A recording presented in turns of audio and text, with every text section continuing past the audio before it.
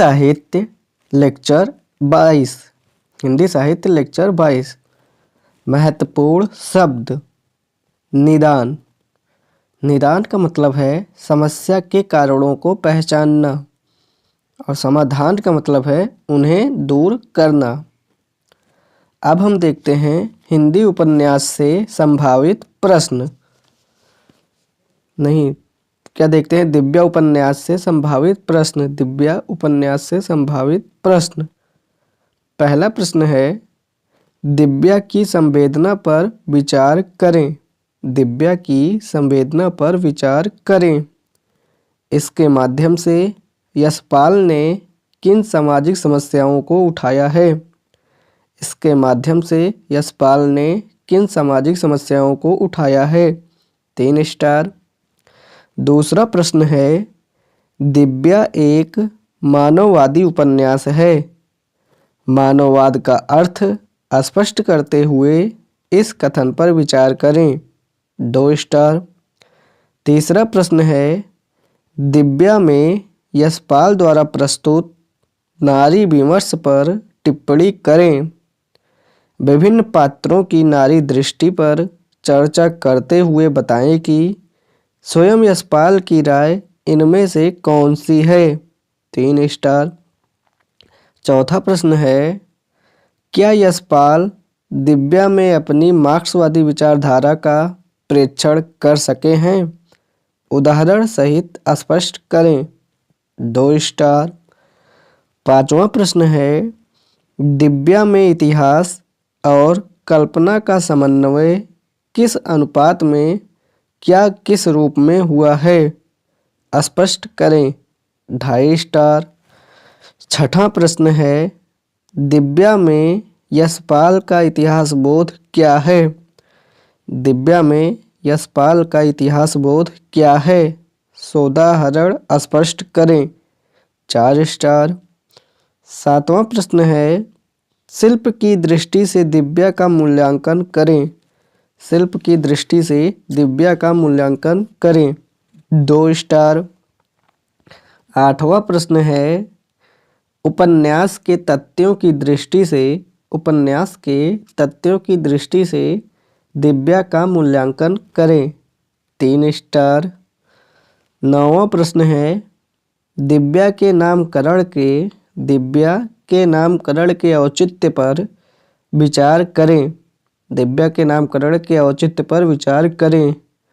क्या आप इस उपन्यास के लिए कोई बेहतर नाम सुझाना चाहेंगे? 3 स्टार। 10वां प्रश्न है, दिव्या के चरित्र पर विचार करें। 2 स्टार। और 11वां प्रश्न है, मारिस के चरित्र पर विचार करें। 2 स्टार। अब चलिए हम देखते हैं संवेदना। संवेदना में हम देखते हैं तो सबसे पहले संवेदना में देखेंगे दर्शन, फिर देखेंगे समस्याएं और फिर देखेंगे समाधान। संवेदना में दर्शन जो है, दर्शन में है मार्क्सवाद। मार्क्सवाद दर्शन है मुख्य रूप से, जिसमें से कुछ चार्वाक भी है। मतलब मार्क्सवाद में चार्वाक भी कुछ दर्शन है और भौतिकवाद भी कुछ दिखता है। तो दर्शन में मुख्य रूप से मार्क्सवाद है, लेकिन कई चार्वाक और भौतिकवाद भी दिखता है। समस्याओं में देखते हैं तो नारी की समस्या है, नारी समस्या दिखाया गया है। दास समस्या दिखाया गया है और वर्ण व्यवस्था की समस्या को दिखाया गया है। जैसे नारी में कौन कौन से हैं? तो नारी का दिखाया गया है स्वतंत्रता से वंचित होना। नारी समस्या में दिखाया गया है स्वतंत्रता से वंचित होना, जैसे कुल नारी, वेश्या इनके रूप में। तो स्वतंत्रता से वंचित होना, कुल नारी वेश्या के रूप में हो जाना। और नारी में दूसरा पॉइंट है धार्मिक भेदभाव। नारी के प्रति धार्मिक भेदभाव दिखाया गया है। और तीसरा पॉइंट है भोग्य मानना, नारी को भोग्य मानना। तो नारी को लेकर 3 समस्याएं दिखाई गई हैं। स्वतंत्रता से वंचित होना यानी कुल नारी या वेश्या हो जाना, दूसरा नारी के प्रति धार्मिक भेदभाव और नारी को भोग्य मानना। नारी में कौन कौन है? एक है दिव्या या रत्न प्रभा और दूसरा है छाया या धाता। ठीक। तो दिव्या या रत्नप्रभा, छाया या धाता, ये मुख्य नारियां हैं। फिर दास प्रथम क्या है? दास में दारा का पुत्र है, जो दारा का पुत्र, परिवार, शोषण, छाया। मतलब दारा के पुत्र का जो है, दारा का पुत्र, उसके परिवार का उसका शोषण होता है, छाया का शोषण होता है। तो ये सब है, मतलब दास प्रथा भी है, दास समस्या भी है। और वर्ण व्यवस्था में जैसे पृथसेन है, वर्ण व्यवस्था में पृथसेन है। समाधान में क्या है? समाधान में नारी जो है, नारी स्वतंत्र निर्णय लेती है, नारी स्वतंत्र निर्णय लेती है। स्वतंत्र निर्णय रुद्रधीर, मतलब रुद्रधीर, पृथसेन और साहचर्य में से स्वतंत्र निर्णय लेती है। किसको चुने मतलब? तो समाधान में नारी स्वतंत्र निर्णय लेती है। स्वतंत्र निर्णय रुद्रधीर, पृथसेन, साहचर्य में से लेती है। अब हम देखते हैं मानववाद और मानवतावाद। मानववाद मतलब होता है ह्यूमैनिज्म, ह्यूमैनिज्म। और मानवतावाद का मतलब होता है ह्यूमैनिटेरियनिज्म, ह्यूमैनिटेरियनिज्म। तो मानववाद में क्या होता है? मानववाद में मानव केंद्र में होता है, मानव केंद्र में होता है। शेष प्राणी जो है वो साधन मात्र होती हैं, मानव केंद्र में होता है। मानववाद में मानव केंद्र में, शेष प्राणी साधन मात्र होते हैं। मानववाद इहलोक, मतलब इहलोक की बात करता है, परलोक को खारिज करता है, धर्म को खारिज करता है और वंचित वर्ग को केंद्र में रखता है। तो मानववाद क्या है? मानववाद मानव को केंद्र में रखता है, शेष प्राणी को साधन मात्र समझता है, मतलब साधन मानता है। मानववाद इहलोक की बात करता है और परलोक को खारिज करता है, धर्म को खारिज करता है और वंचित वर्ग को केंद्र में रखता है। मानववाद को मानने में आते हैं मार्क्स, एम.एन. रॉय, मार्क्स और एम.एन. रॉय। एम.एन. रॉय जो हैं वो उत्कट मानववाद हैं, उत्कट और मानववाद हैं, उत्कट मानववाद हैं। तो मानववाद को मानने में मार्क्स और एम.एन. रॉय का नाम आता है मुख्य रूप से। और मानवतावाद क्या है? मानवतावाद में मानव और शेष प्राणी या प्रकृति को केंद्र में रखा जाता है। मानवतावाद में मानव और शेष प्राणी या प्रकृति को केंद्र में रखा जाता है। और मानवतावाद परलोक और इहलोक दोनों को मानता है। मानवतावाद परलोक और इहलोक दोनों को मानता है।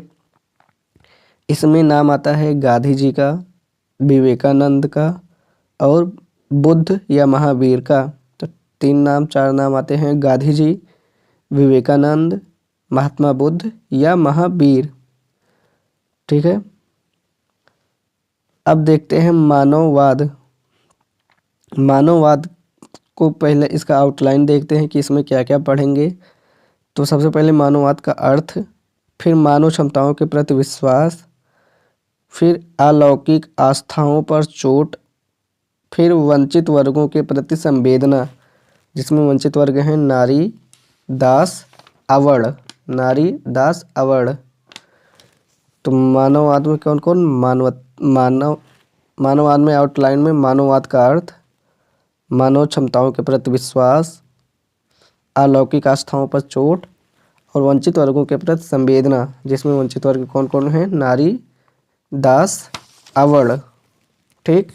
तो इसी के साथ क्लास नंबर 22 यहीं पे समाप्त होता है। हिंदी साहित्य क्लास 23, इतिहास कल्पना। इतिहास कल्पना हम देखेंगे कि इतिहास कल्पना में साहित्य कितना है, मतलब साहित्य में कितना इतिहास है कि नहीं, और कितना है इतिहास कल्पना, उसका तर्क क्या है और इतिहास की विकृतियाँ क्या हैं। तो साहित्य में इतिहास और कल्पना है, साहित्य में इतिहास प्लस कल्पना यानी इतिहास और कल्पना है। कितना है? तो चरित्र में ऐतिहासिक है और स्थान में ऐतिहासिक है। तो चरित्र में ऐतिहासिक कौन कौन चरित्र ऐतिहासिक हैं? जैसे मिलिंद है, पुष्यमित्र है, पतंजलि है, बृहद्रथ है। मिलिंद है, पुष्यमित्र हैं, पतंजलि हैं, बृहद्रथ है।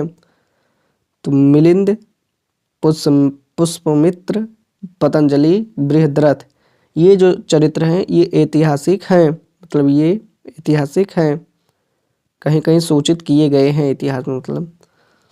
और जो स्थान है, स्थान में सागल और मथुरा, स्थान में सगल और मथुरा, ये ऐतिहासिक हैं। और कितना है उसका तर्क क्या है? तर्क में है बंधन, वातावरण, बंधन और वातावरण। तर्क में है बंधन, इससे बंधन होता है, मतलब कितना है, ऐतिहासिक से क्यों लिया गया, इसका तर्क क्या है, इससे बंधन बना रहता है और वातावरण बनता है। तो वातावरण में 4 चरित्र, 2 शहर, भाषा, वेशभूषा और वस्तुएं। 4 चरित्र, 2 शहर, भाषा, वेशभूषा और वस्तुएं, ये तर्क वातावरण में, तर्क मतलब तर्क में वातावरण है। 4 चरित्र हैं, 2 शहर हैं, भाषा है, वेशभूषा है, वस्तुएं, इन्हें ऐतिहासिक से लिया गया है। इतिहास की विकृतियाँ। तो इतिहास की विकृतियाँ में रसो काव्य धारा, प्रसाद और यशपाल का नाम आता है। तो रसो काव्य धारा जो है वो अप्रमाणिक है, रसो काव्य धारा वो अप्रमाणिक है। प्रसाद 10% इतिहास लिखते हैं, यशपाल वातावरण लिखते हैं। लेकिन यशपाल मतलब 10% इतिहास और वातावरण ये विरुद्ध नहीं है। तो इतिहास की विकृतियों में रसो काव्य धारा अप्रमाणिक है, प्रसाद 10% इतिहास लिखते, 10 नहीं 70% इतिहास लिखते हैं, यशपाल वातावरण पे लिखते हैं। तो ये दोनों 70% इतिहास और वातावरण विरुद्ध नहीं हैं। अब देखते हैं दिव्या का शिल्प। दिव्या का शिल्प जो है इसमें भाषा शैली, कथानक, चरित्र योजना, 3 चीज़ें देखी जाती है। तो ऐतिहासिक या उद्देश्य प्रधान, ऐतिहासिक या उद्देश्य प्रधान, तो ऐतिहासिक मतलब बंधन बना रहता है, उद्देश्य प्रधान से भी बंधन बना रहता है। उद्देश्य प्रधान मतलब चरित्र प्रधान, ठीक है। इसका उद्देश्य क्या है? उद्देश्य प्रधान का मतलब चरित्र प्रधान है उद्देश्य। अब देखते हैं मारिस का चरित्र। मारिस का चरित्र, पहला पॉइंट है मारिस के चरित्र में, यह पहला पैराग्राफ है। उपन्यास के कथानक में चरित्रों की महत्वपूर्ण भूमिका होती है, क्योंकि चरित्रों की क्रिया प्रतिक्रिया से ही लेखक अपना मंतव्य स्थापित करता है। दिव्या जैसे चरित्र प्रधान उपन्यासों में तो चरित्र और अधिक महत्व अख्तियार कर लेते हैं। मारिस एक अर्थ में दिव्या का केंद्रीय चरित्र है, जिसने कथानक को अपने पक्ष में मोड़कर अपना महत्व सिद्ध किया है। अगला पॉइंट है, मारिस सागल का सर्वश्रेष्ठ मूर्तिकार है और श्रेष्ठी उपासक पुष्पकांत का पुत्र है। वह लोकायत या चार्वाक दर्शन में विश्वास रखता है और इस विश्वास के कारण ईश्वर, आत्मा, मोक्ष, परलोक, भाग्य और कर्मफल जैसी अलौकिक धारणाओं का खंडन करता है। उसको वर्णाश्रम धर्म में गहरी आरुचि है, क्योंकि वर्ण व्यवस्था शूद्रों व स्त्रियों के साथ समता का व्यवहार नहीं करती। उसे तत्कालीन बौद्ध धर्म में भी रुचि नहीं है, क्योंकि एक तरफ बौद्ध धर्म स्त्रियों को त्याज्य मानकर उनका अपमान करता है, तो दूसरी तरफ वह जीवन के स्वाभाविक सुखों को खारिज करके निर्वाण के मिथ्या चिरंतन सुख की कल्पना करता है। आरंभ में मारिस की स्थिति कमजोर दिखाई पड़ती है, किंतु अपनी वैचारिक स्पष्टता और पारदर्शी समझ के बलबूते अंत तक आते आते वह उस स्थिति में पहुंच जाता है कि नायिका दिव्या महाप्रतापी रुद्रधीर और मोक्ष मार्गी पृथसेन को खारिज करके उसे ही स्वीकार करती है। अगला पैराग्राफ है, चरित्र योजना के मानकों की दृष्टि से देखें तो मारिस का चरित्र एक स्वाभाविक और स्वतंत्र चरित्र है। यह बात सही है कि यशपाल ने अपने मार्क्सवादी विचारों का सूक्ष्म प्रक्षेपण मारिस के माध्यम से ही किया है, किंतु यह प्रक्षेपण स्थूल और अस्थायी नहीं हो पाया है। इसलिए चरित्र की स्वाभाविकता की रक्षा वे कर सके हैं। यदि आमतौर पर मारिस विचारशील और विनम्र व्यक्ति दिखाई पड़ता है तो यमुना तट का वह दृश्य भी प्रासंगिक है जब वह दासी दिव्या अर्थात दारा को कटुवचन कहता है। चरित्र का स्थिर होना कमजोरी का लक्षण है और गद्यात्मक होना स्वतंत्रता का। मारिस के चरित्र की खूबी यह है कि वह शुरू से अंत तक अपने हाथों अपनी नियति गढ़ने के प्रयास में लगा रहता है। अंतिम दृश्य में दिव्या का उससे आश्रय मानना वह बिंदु है जहाँ साधारण वर्ग का व्यक्ति होकर भी मारिस नायकत्व के बिंदु पर पहुँच जाता है। यदि फल भोग करना और फल प्राप्ति का उद्यम करना ही नायकत्व की कसौटियाँ हैं तो निसंदेह मारिस इस उपन्यास का नायक ठहरता है।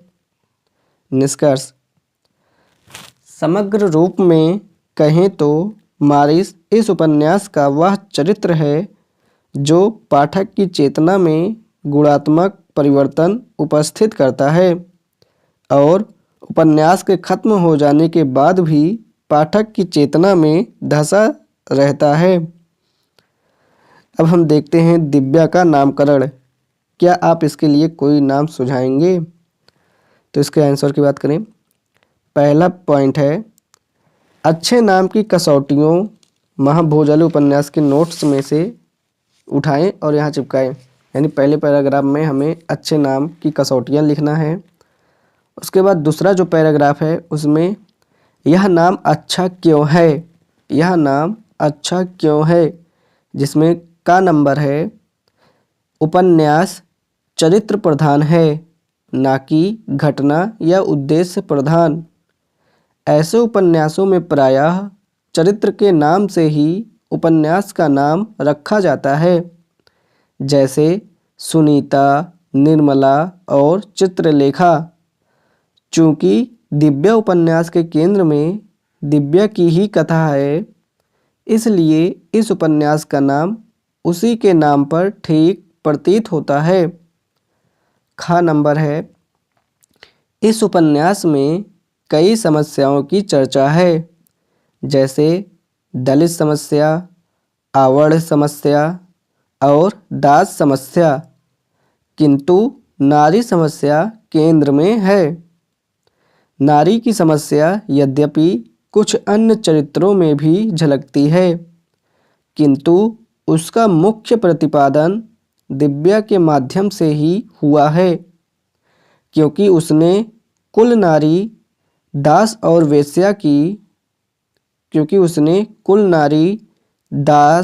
और वेश्या की सभी जिंदगियां एक साथ सही हैं और इसलिए भी यह नाम ठीक है।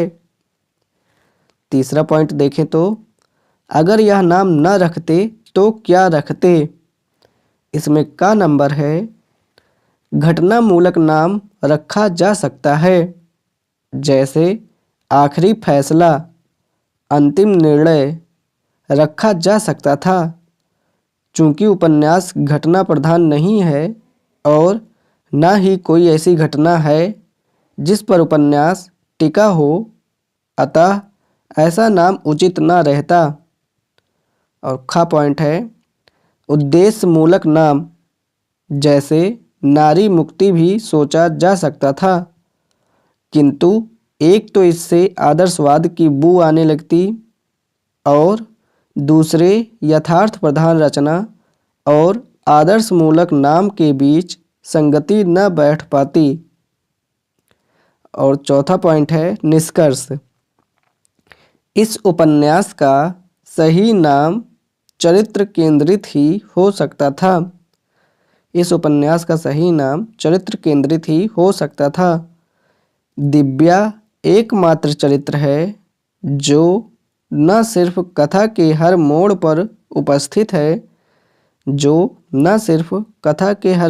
उपस्थित है बल्कि रचना की मूल संवेदना को भी धारण करता है। गौरतलब है कि दिव्या का अंतिम फैसला उस प्रतिरोध और संघर्ष का प्रतीक है जिसे मार्क्सवादी लेखक अपनी रचना का प्रतिपाद्य बनाना चाहते हैं। इस अर्थ में भी दिव्या का नाम सटीक है। तो इसी के साथ लेक्चर नंबर 23 यहीं पे समाप्त होता है। हिंदी साहित्य क्लास 24 महत्वपूर्ण शब्द। छायावाद। छायावाद 1918 से 1936 तक है, जिसको स्वच्छंदतावाद भी कहते हैं। तो छायावाद का मतलब है स्वच्छंदतावाद। उसके बाद है व्याकरण। व्याकरण मतलब होता है व्याकरण लिखने वाला। प्रेक्षक मतलब होता है देखने वाला। अंडज मतलब होता है अंडे से जन्म हुआ। वारणा मतलब होता है रोकने की प्रक्रिया। आस्तरण मतलब होता है जो बिछाते हैं। सलाद्य मतलब होता है प्रशंसनीय। द्विज मतलब होता है 2 बार जन्म। आत्मप्रवंचना मतलब होता है खुद को धोखा देना। ठीक है, अब देखते हैं दिव्या उपन्यास के तत्व के आधार पर व्याख्या। उद्देश्य। यशपाल प्रतिबद्ध लेखक हैं और साहित्य को अनिवार्यता उत्सव उद्देश्य मानते हैं। यशपाल प्रतिबद्ध लेखक हैं और साहित्य को अनिवार्यता सो उद्देश्य मानते हैं। अतः यह स्वाभाविक है कि दिव्या को लिखने के पीछे भी उद्देश्य की महत्वपूर्ण भूमिका है। उद्देश्य है ऐतिहासिक परिवेश में नारी की नियति की समीक्षा करना और यह दिखाना कि कैसे हर युग में वंचित वर्गों ने अपने नियति को बदलने का हौसला दिखाया है। अच्छी बात यह है कि उद्देश्य चिपका हुआ नजर नहीं आता। यशपाल चाहते तो मारिस, दिव्या और पृथसेन के लंबे वक्तव्यों के माध्यम से उद्देश्य स्थापित कर सकते थे, किंतु ऐसा होने पर वह थोपा हुआ महसूस होता। यदि दिव्या दादा कॉमरेड और पार्टी कॉमरेड जैसे उपन्यासों से बेहतर बन पाया है तो उसमें यशपाल के इस लेखकीय संयम की बड़ी भूमिका है। उसके बाद है कथा वस्तु। लगभग सभी चरित्र काल्पनिक हैं। घटनाएं भी इतिहास से यथारूप नहीं ली गई हैं, किंतु पूरा उपन्यास पढ़ते समय कोई कृत्रिमता महसूस नहीं होती है। कथा वस्तु में फिर से पढ़ता हूँ। लगभग सभी चरित्र काल्पनिक हैं। घटनाएं भी इतिहास से यथारूप नहीं ली गई हैं, किंतु पूरा उपन्यास पढ़ते समय कोई कृत्रिमता महसूस नहीं होती है। अतः कथा वस्तु की दृष्टि से विश्वसनीयता इस उपन्यास की उपलब्धि है। अब देखते हैं कथोपकथन। आम तौर पर संवाद योजना प्रभावशाली है क्योंकि संवाद छोटे, चुस्त और गतिशील हैं। कुछ पाठकों को भाषाई कठिनता के कारण कुछ संवाद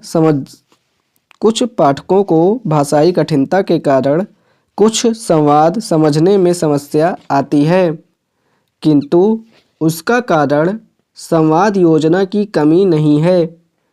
केवल अंशुमाला और मारिस के लंबे वैचारिक संवादों के बीच प्रतीत होता है कि संवाद कुछ छोटे या कम किए जा सकते थे, अन्यथा पूरे उपन्यास की संवाद योजना बेहद कसी हुई है।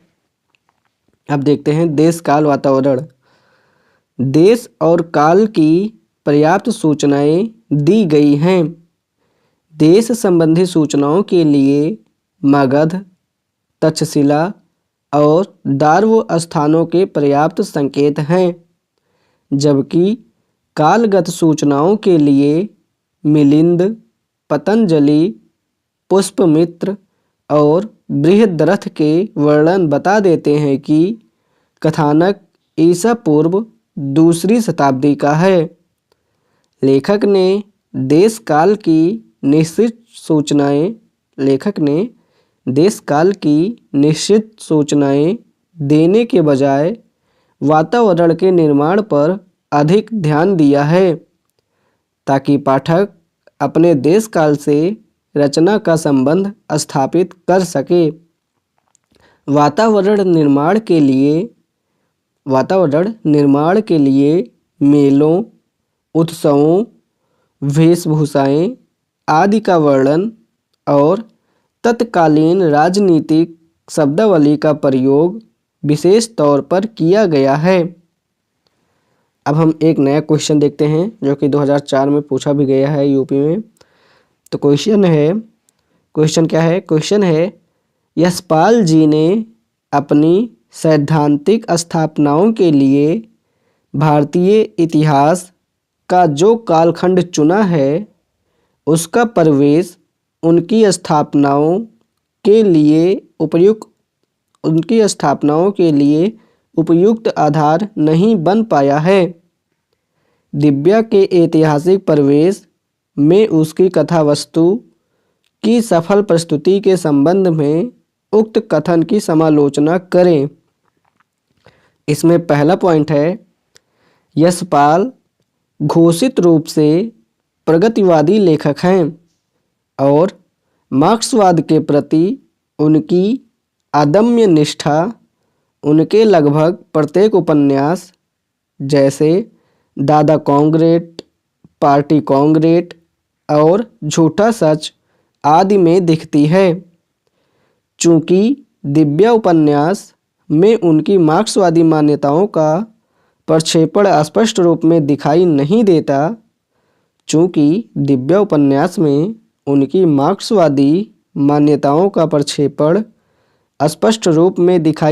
देता, इसलिए कुछ समीक्षकों का विश्वास है कि बौद्धकालीन प्रवेश को चुनने के कारण वे अपनी सैद्धांतिक स्थापनाएं प्रस्तुत नहीं कर पाए हैं। अगला पॉइंट है यानी दूसरा पॉइंट है, प्रथम दृष्टया यह बात सही है कि दिव्या में मार्क्सवादी धारणाएं स्थापित नहीं हो पाई हैं। उपन्यास के कई प्रसंग इस कथन की पुष्टि कर सकते हैं। उदाहरण के लिए का नंबर है, कथा के अंत में रुद्रधीर सत्ता पर नियंत्रण हासिल करता है और वर्णाश्रम व्यवस्था पुनः स्थापित हो जाती है, जो मार्क्सवादी वैचारिकी के पूर्णतः विपरीत है। यशपाल हठ करते तो दासों की क्रांति जैसा कुछ दिखा सकते थे। खा पॉइंट है, धर्मस्थ देव शर्मा उच्च वर्ण व उच्च वर्ग के चरित्र है, किंतु एक दासी छाया की मृत्यु के शोक में प्राण त्याग देते हैं। यह मार्क्सवाद के इस विश्वास के विपरीत है कि व्यक्ति की चेतना अनिवार्यता उसके वर्ग से तय होती है और उच्च वर्ग को निम्न वर्ग में निरपवादता और उच्च वर्ग को निम्न वर्ग में निरपवादता विरोध का संबंध होता है। गा नंबर है, पृथसेन कथा के आरंभ में वंचित वर्ग का प्रतिनिधि या नायक दिखाई पड़ता है और लगता है कि लेखक की सहानुभूति उसके साथ है, किंतु आगे चलकर दिखता है कि वह खुद अपने घर पर काम करने वाले दास दासियों के प्रति शोषक की भूमिका में है और अंत में धर्म व अध्यात्म के मार्ग पर चला गया है। जातीय वचन से तटस्थ व्यक्ति का आध्यात्मिकता में डूब जाना पलायन है, जो मार्क्सवादियों को पसंद नहीं आता। तीसरा पॉइंट है, प्रश्न उठता है कि यशपाल ने जहाँ जहाँ अपने सैद्धांतिक मान्यताओं के विपरीत रास्ता चुना है उसका कारण क्या है? वह गलत कालखंड के चयन की वजह से हुआ है या उसके पीछे लेखक की विशेष रचना दृष्टि रही है? सच यह है कि लेखक ने जानबूझकर ऐतिहासिक कालखंड को लिया और अपनी विचारधारा को थोपने से खुद को बचाए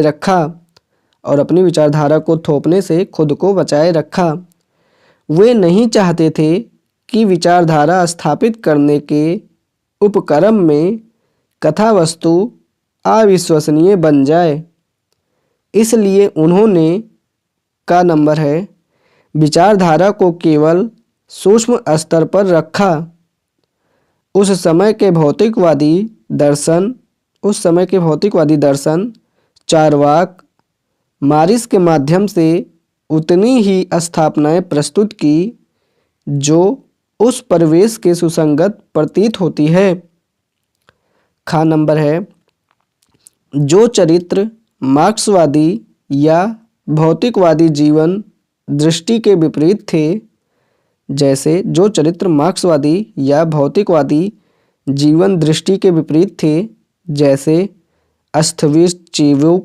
स्थविरचीवुक और रुद्रधीर, उन्हें भी पर्याप्त महत्व दिया ताकि कथा वस्तु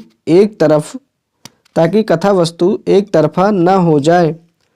जो चरित्र मार्क्सवादी या भौतिकवादी जीवन दृष्टि के विपरीत थे, जैसे स्थविरचीवुक और रुद्रधीर, उन्हें भी पर्याप्त महत्व दिया ताकि कथा वस्तु एक तरफा न हो जाए। निष्कर्ष में है, सार यह है कि सैद्धांतिक स्थापनाओं के व्यक्त न हो पाने का मूल कारण यशपाल की रचना दृष्टि है, न कि उनके द्वारा चुना गया ऐतिहासिक कालखंड। ठीक, क्वेश्चन देखते हैं। 2006 में पूछा गया है क्वेश्चन, दिव्या के पात्र परिस्थितियों के वशवर्ती हैं तथा उनके हाथों नाच रहे हैं, जबकि उपन्यास के प्राक कथन में यशपाल ने लिखा है कि मनुष्य केवल परिस्थितियों को सुलझाता ही नहीं, वह परिस्थितियों का निर्माण भी करता है, मनुष्य भोगता नहीं करता है। दिव्या की कथा वस्तु और चरित्र चित्रण के विशेष संदर्भ में बताएं कि क्या लेखक अपने प्रतिपाद्य में सफल हुआ है। तो इसी प्रश्न के साथ आज का ये क्लास यानी क्लास नंबर 24 यहीं पर समाप्त होता है। इसके आगे यानी क्लास नंबर 25 में इस प्रश्न को दोबारा से पढ़ूंगा और फिर इसका उत्तर भी पढ़ूंगा। साहित्य क्लास 25।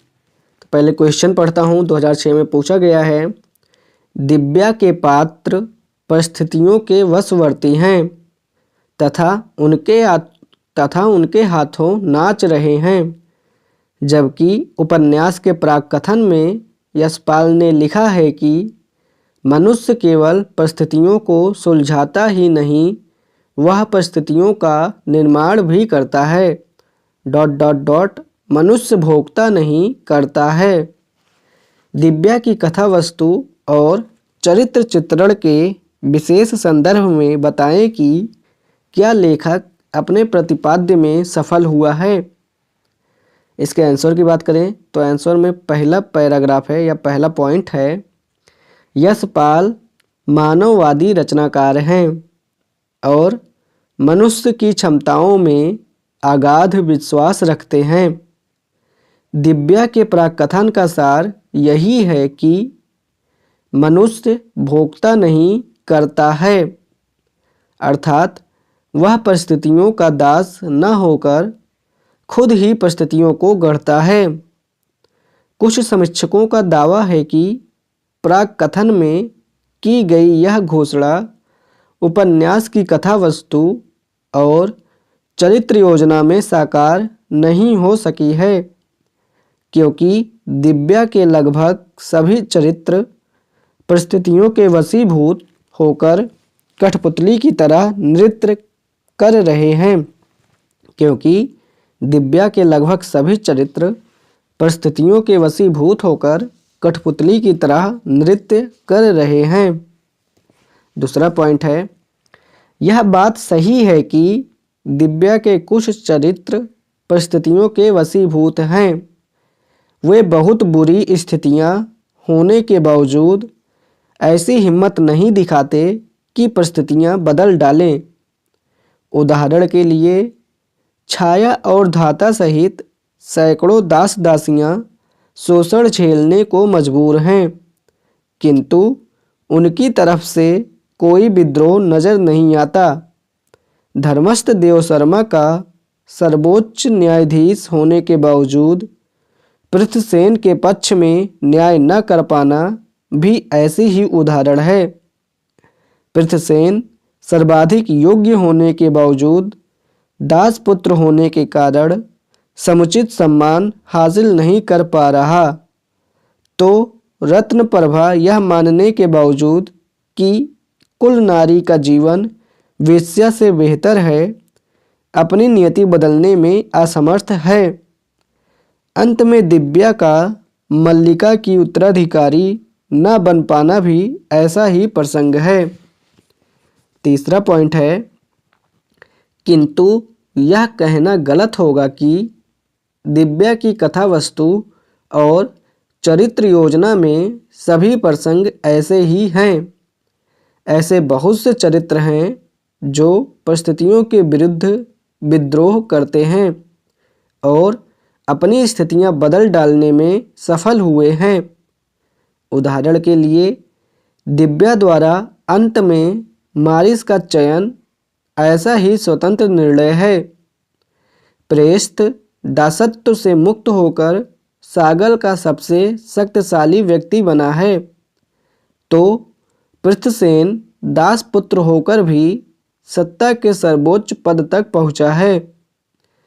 रुद्रधीर 6 वर्षों के देश निकाले के बावजूद सत्ता पर कब्जा करने में सफल हुआ है और मारिस निम्न वर्ग से होने के बावजूद वैचारिक गहराई और समतामूलक दृष्टि के चलते दिव्या के प्रेम का अधिकारी बना है। चौथा पॉइंट है, स्पष्ट है कि दिव्या के प्राकथन में यशपाल द्वारा की गई घोषणा उपन्यास में भी साकार हुई है।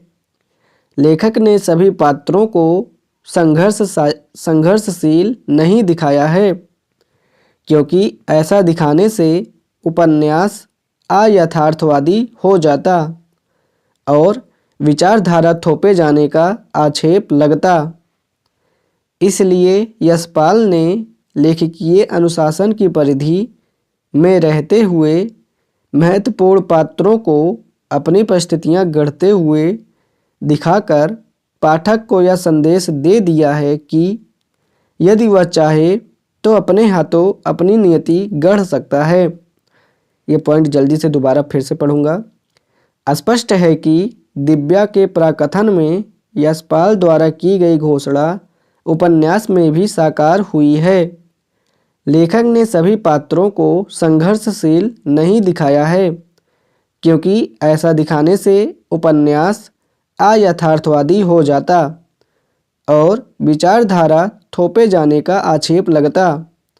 इसलिए यशपाल ने लेखकीय अनुशासन की परिधि में रहते हुए महत्वपूर्ण पात्रों को अपनी परिस्थितियां गढ़ते हुए दिखाकर पाठक को यह संदेश दे दिया है कि यदि वह चाहे तो अपने हाथों अपनी नियति गढ़ सकता है। अब एक संकेत है, नारी प्रकृति के विधान से नहीं, समाज के विधान से भोग्य है। प्रकृति में और समाज में भी स्त्री और पुरुष अन्योन्याश्रय है। पुरुष का प्रश्रय पाने से ही नारी परवश है, परंतु भद्रे, नारी के जीवन की सार्थकता के लिए पुरुष का आश्रय आवश्यक है और नारी पुरुष का आश्रय भी है। तो इस संकेत जो है, मतलब इसका अगर संदर्भ या प्रसंग पूछे तो संदर्भ या प्रसंग में रचना, लेखक और रचना में कहाँ से, तो संदर्भ या प्रसंग पूछे, जैसे ये था वाक्य, ये दे दिया गया, तो इसके उत्तर में सबसे पहले हमें अगर व्याख्या इसकी लिखनी है तो सबसे पहले संदर्भ या प्रसंग लिखना होगा। संदर्भ में या प्रसंग में क्या लिखा जाता है कि रचना का लेखक कौन है और रचना में कहाँ से ये लिया गया है, और दूसरा इसमें लिखते हैं परिस्थितियाँ क्या हैं और पात्र क्या हैं। फिर दूसरे पॉइंट में लिखेंगे व्याख्या। व्याख्या अपने शब्दों में इसे समझाते हुए लिखना है, अपने शब्दों में समझाते हुए। और तीसरे पॉइंट में लिखते हैं प्रासंगिकता। तीसरे पॉइंट में प्रासंगिकता लिखते हैं। प्रासंगिकता में विशेष, प्रासंगिकता में विशेष में लिखते हैं पॉइंट नंबर 1, विशेष में लिखेंगे पॉइंट नंबर 1, जैसे कला सौंदर्य या भाव सौंदर्य क्या है, कला सौंदर्य भाव सौंदर्य क्या है। विशेष में दूसरा पॉइंट लिखेंगे तुलना करेंगे, इसकी तुलना लिखेंगे। और तीसरा पॉइंट लिखेंगे प्रासंगिकता, तीसरा पॉइंट लिखेंगे प्रासंगिकता। तो इसी के साथ क्लास नंबर 25 यहीं पे समाप्त होता है। अगले क्लास में यानी क्लास नंबर 26 में हम इसका संदर्भ, प्रसंग, व्याख्या ये देखेंगे। हिंदी साहित्य क्लास 26। तो सबसे पहले हम देख लेते हैं संकेत, जैसे है नारी प्रकृति के विधान से नहीं, समाज के विधान से भोग्य है। प्रकृति में और समाज में भी स्त्री और पुरुष अन्योन्याश्रय हैं। पुरुष का प्रश्रय पाने से ही नारी परवश है, परंतु भद्रे, नारी के जीवन की सार्थकता के लिए पुरुष का आश्रय आवश्यक है और नारी पुरुष का आश्रय भी है। तो इसका हम संदर्भ, प्रसंग, व्याख्या, विशेष ये सब कैसे लिखते हैं चलिए जानते हैं। तो सबसे पहले है संदर्भ या प्रसंग। प्रस्तुत गद्यावतरण मार्क्सवादी उपन्यासकार यशपाल के विख्यात उपन्यास दिव्या से लिया गया है। प्रस्तुत गद्यावतरण मार्क्सवादी उपन्यासकार यशपाल के विख्यात उपन्यास दिव्या से लिया गया है, जो बौद्धकालीन परिवेश में स्त्री की नियति की गाथा है।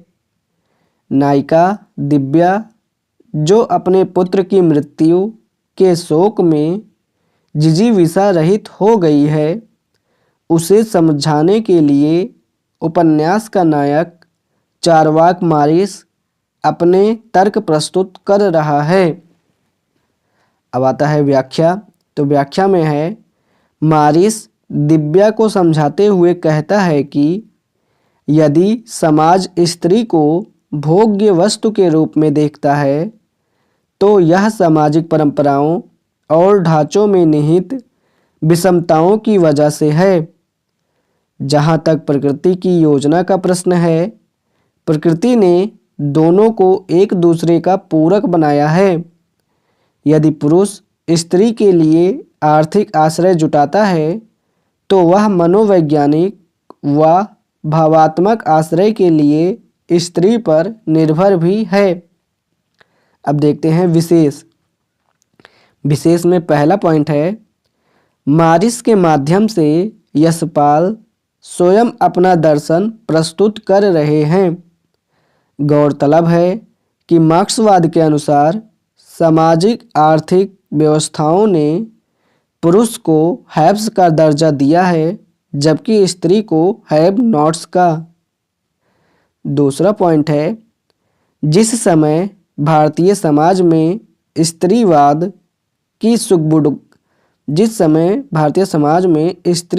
की सुगबुगाहट शुरू ही हुई थी, उस समय यशपाल द्वारा इन गहरे विचारों की प्रस्तुति सचमुच सलाह्य है। तीसरा पॉइंट है, प्रसिद्ध चिंतक जे.एस. मिल ने अपने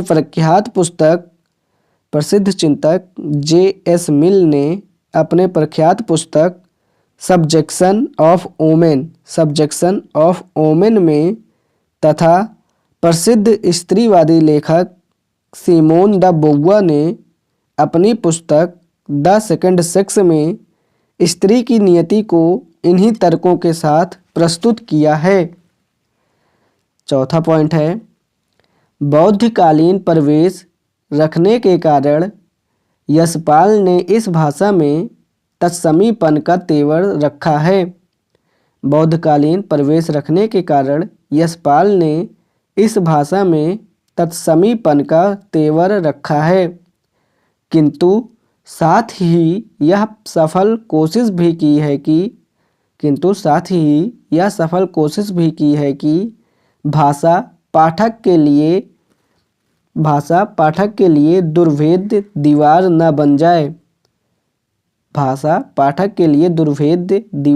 बन जाए।